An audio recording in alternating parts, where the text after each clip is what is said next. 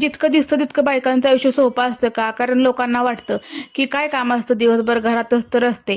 मी स्वतःला खूप नशीबवान समजते की माझ्या आसपासची लोक किंवा माझ्या घरातली लोकांना मला असं काही बोलून दाखवत अशा कितीतरी बायका आहेत जॉईंट फॅमिलीत राहणाऱ्या, त्या दिवसभर किती जरी राबल्या ना तरी त्यांच्या कामाला फारसं महत्त्व दिलं जात नाही. कारण धुणं भांडे स्वयंपाक झालं म्हणजे काम झालं का? कारण इतरही बाकी बारीक सारी कामे असतात, ती ना लोकांना दिसून येत नाही. चला असो, मी हे 2 शब्द ना ह्याच्यासाठी बोलून दाखवले की आपल्यासारखी सुद्धा काही माणसं आहेत जी ना या परिस्थितीत सुद्धा ना छान जगून घेतात. त्यानंतर ना मी माझं रुटीन शेअर करते. मम्मीने ना गावाकडून शेवया आणि पोह्याचे पापड दिले होते, तेच ना मला उन्हाला लावायचे होते. कारण इतकं कडक ऊन पडतं ना, त्याचा काहीतरी फायदा करून घ्यायला हवा ना.